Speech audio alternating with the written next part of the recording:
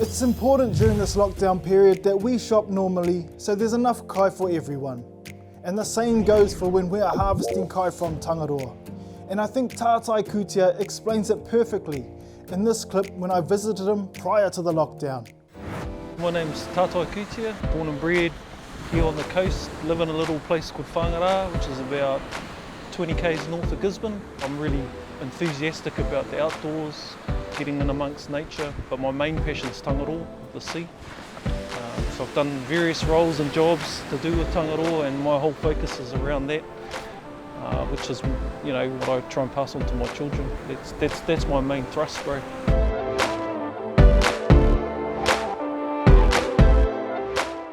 My earliest recollection of Tangaroa would have been diving with my papa and my dad. Well, actually not even diving. They used to get me to just hang on to the tube, and that was my job, floating on the tube while they were doing the diving and helping them carry all the gears backwards and forwards out on the water.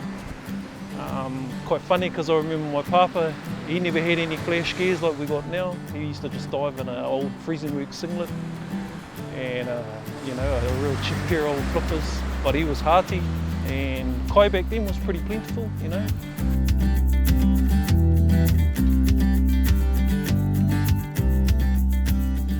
Both my papa and my dad have been in the Navy, and we had our own tikanga in Whangara about things you do and don't when you go down to the ocean. Yelling, you never yell, you don't swear, you always tip the rocks back over. If you're going in and you flip them, you always put them back. Always have karakia is a big part of it when you're going in and when you're coming out, thanking Tangaroa for it.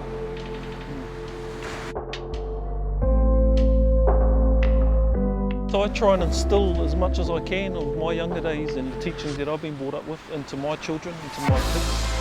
And obviously there's a few more involved with that now because like there's daily limits recreational take, but I always tell them we only take enough for kai. And same with the hunting, you only kill what you're going to eat or what you're going to use.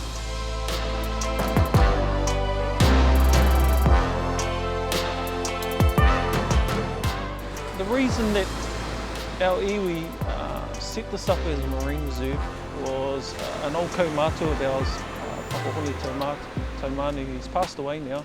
He had this vision for Ngāti Kanohi, and he called it Te Oko Tangaroa, or the bowl of Tangaroa.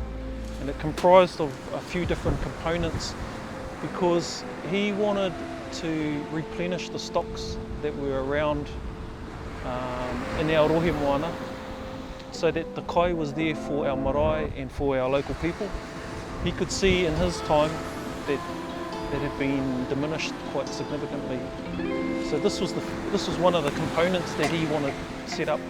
The first one was that we got our rohe moana gazetted. We were one of the first iwis in the North Island to do that. And that extends 200 nautical miles out to sea.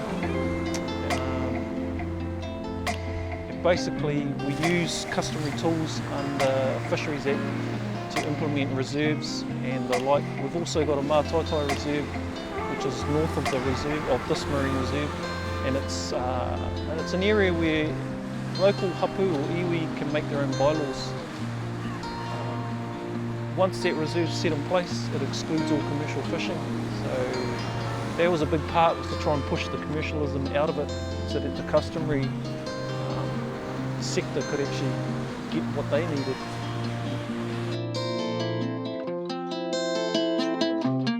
I think Ngāti Kanohi has strong whakapapa to Tangaroa, direct lines to him, and if you're familiar with the Paikea story, the whale rider, so everything that's in our history has got to do with Tangaroa. So as an iwi, as a hapu, we're very passionate about Tangaroa, and I think that's where the old people had this, or that's where their vision came from, that we need to put things in place to look after it, to protect it, so that mokopuna and future generations can benefit the way that they did in the old days. Māori had their own ways of looking after the kai. They would rotate around, and certain families would only go in certain areas. But today those sort of practices don't exist. So So we have to implement other tools to try and help manage it and look after it for our tamariki. And like I said, we've got an affiliation with Tangaroa through Paikea, so we're all real passionate, staunch about it.